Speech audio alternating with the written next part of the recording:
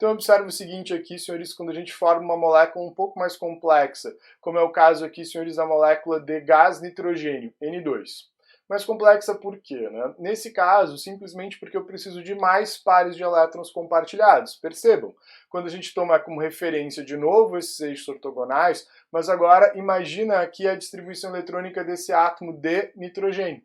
Esse átomo de nitrogênio tem distribuição eletrônica que termina lá em 2p3. Então, bonitos, ele vai apresentar 3 orbitais p semi-preenchidos. Esse orbital, né, que está sobre o eixo X, que eu coloquei em verde nesse caso, esse orbital que está sobre o eixo Z, que a gente tem aqui, né, como o orbital, né, 2pz, que está em vermelho aí, em vermelho mais alaranjado na tua tela.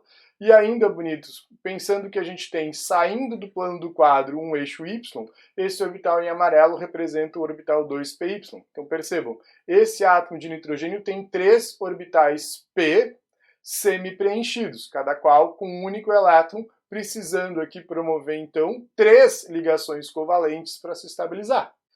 Portanto, como esse átomo precisa estabelecer 3 ligações covalentes, imagina que para ele se ligar então com outro átomo de nitrogênio, que também tem a mesma configuração, os mesmos 3 orbitais 2p semi-preenchidos no eixo X, que está colocado aí, senhores, em roxo, no eixo Z, que vocês têm aí, senhores, em azul, e ainda nesse eixo Y, saindo do plano da tela, vocês têm esse orbital 2py semi-preenchido em lilás aí na tua tela. Agora, como se estabelece aqui, senhores, a primeira ligação entre esses dois átomos? Percebam, a primeira ligação vai acontecer aqui, senhores, sobre esse eixo da ligação, sobre essa direção da ligação determinada pelo eixo X, que é a nossa referência nesse esquema. Então eles vão se sobrepor de forma frontal também, só que nesse caso usando seus orbitais 2px, ou seja, os orbitais semi-preenchidos do tipo P, que estão colocados sobre esse eixo X, sob a direção de ligação. Portanto, eles vão se sobrepor, promovendo uma sobreposição frontal e dando origem aqui, senhores, a um orbital molecular do tipo sigma. Percebam, a primeira ligação entre dois átomos é sempre uma ligação sigma, porque se dá aqui pela sobreposição frontal destes orbitais atômicos semi-preenchidos, gerando então esse orbital molecular entre os dois núcleos atômicos, como vocês estão observando na figura. Agora, bonitos e bonitas, para que eu estabeleça uma segunda e uma terceira ligação entre esses dois átomos, eu só posso usar esses orbitais do tipo P puros, que estão colocados, inclusive, em direções diferentes da direção do eixo X. Por quê? Porque eu não posso mais usar essa direção, já que ela está aqui ocupada justamente por esse orbital molecular do tipo sigma. Por quê? Porque a primeira interação entre dois átomos sempre vai ser sigma aqui. Portanto, bonitos e bonitas, para promover essas novas relações de interpolação e compartilhamentos de par de elétrons, esses átomos de nitrogênio vão usar os orbitais que estão perpendiculares ao próprio eixo da ligação X. Esses orbitais P puros, que em cada um dos átomos de nitrogênio estão colocados de forma paralela entre si. Portanto, um dos átomos de nitrogênio vai pegar lá o seu orbital 2p sobre o eixo Z, que está em vermelho aí.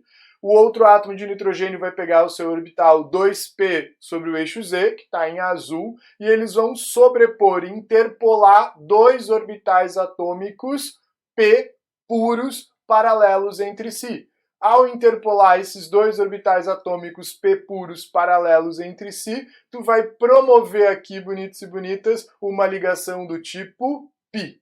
E percebam, essa ligação π vai dar origem aqui a um orbital molecular que vai estar colocado perpendicularmente a 90 graus do próprio eixo da ligação, sendo formado por esses dois lóbulos, como vocês estão observando na representação. Como se eu tivesse aqui uma calota formada sobre os dois núcleos, apresentando uma densidade de ligação em cima, né, a 90 graus do próprio eixo X, e embaixo aqui, senhores, literalmente sobre esse eixo de referência Y.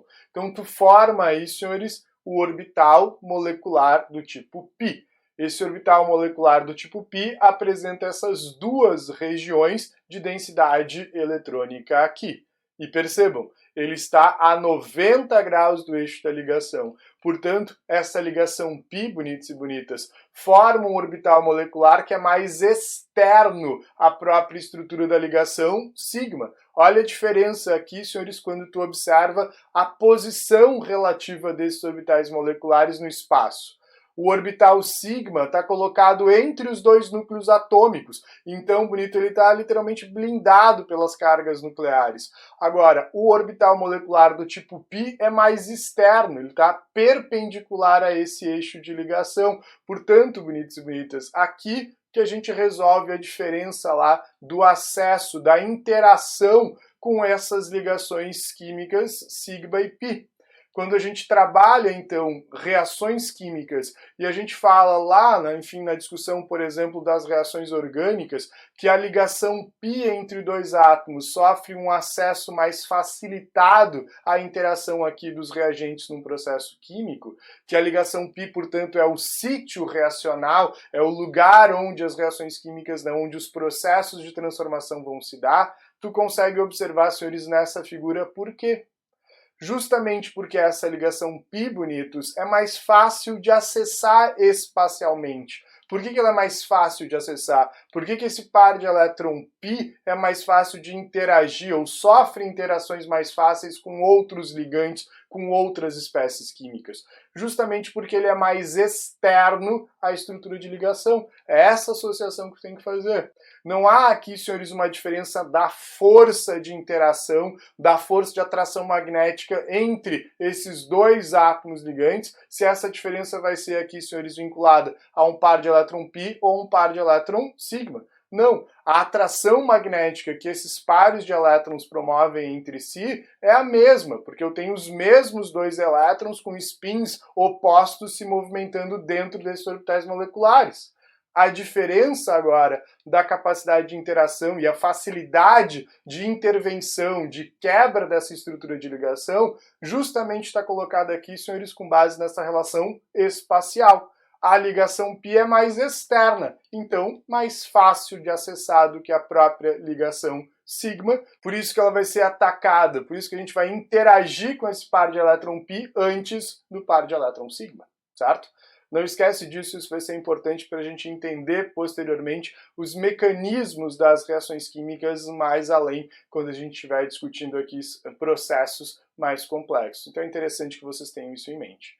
Portanto, a partir da sobreposição desses orbitais atômicos P puros, não hibridizados, paralelos entre si, forma-se aqui, senhores, orbitais moleculares do tipo π, que vão se colocar perpendicularmente à própria estrutura da ligação, como vocês estão vendo pelo desenho. Desse modo, os dois átomos de nitrogênio do exemplo, que pegam lá seus orbitais P puros sobre o eixo Z e promovem essa interpolação, essa sobreposição, geram então esse orbital molecular do tipo π, consolidando aqui, senhores, o segundo compartilhamento, a segunda ligação entre esses dois átomos. Então, bonitos, percebam, na formação de uma ligação dupla, eu vou ter o primeiro par compartilhado sendo compartilhado a partir de uma ligação covalente sigma e o segundo sendo compartilhado a partir de uma ligação covalente do tipo π. Mas ainda, a gente precisa aqui, para promover a estabilização desses átomos de nitrogênio do exemplo, o compartilhamento de mais um par de elétrons. Eles precisam compartilhar 3 pares de elétrons para completar aqui a sua camada de valência, para assumir lá distribuição semelhante aos gases nobres, preenchendo completamente todos os seus orbitais atômicos ocupados. Portanto, bonitos e bonitas, esses átomos de nitrogênio ainda têm aqui na sua estrutura orbitais P puros, não hibridizados no eixo Y. Esse eixo que está saindo do plano da tela, como vocês têm colocados aí, senhores, nessa figura esquemática. Assim, esses orbitais P sobre esse eixo Y, esse orbital P num átomo de nitrogênio representado em amarelo e no outro átomo de nitrogênio representado em lilás, que estão saindo do plano da tela, um para frente, né, e um para trás desse plano da tela, como a gente tem representado planificadamente nessa figura, eles vão agora, paralelos entre si, promover uma relação, bonitos e bonitas, de sobreposição dos seus orbitais atômicos. Como eu tenho a sobreposição de orbitais atômicos semi-preenchidos paralelos entre si, aqui, senhores, a 90 graus do próprio eixo da ligação, percebe, né? Sendo o eixo X o eixo de referência, eles estão a 90 graus, estão aqui perpendiculares a eixo de ligação, mas paralelos entre si. Esses orbitais 2py desses dois átomos de nitrogênio vão se sobrepor, promovendo a formação aqui, senhores, de uma terceira ligação. Percebam, agora forma-se aqui, senhores, um orbital molecular do tipo π, que está uma parte na frente desses núcleos atômicos e outra parte atrás, como se na tela tivesse esse orbital π colocado à frente e atrás aqui, senhores, do plano dessa tela. Obviamente, na representação que vocês têm aqui há uma relação de planificação, mas eu quero que vocês imaginem que essas calotas, enfim, né, de densidade eletrônica que formam o orbital π estão na frente e atrás aqui, senhores, da própria estrutura da tela, como a gente está representando aqui, promovendo, então, bonitos e bonitas, a formação da terceira ligação, do terceiro par compartilhado entre os átomos de nitrogênio, estabilizando-os aqui na sua formação molecular.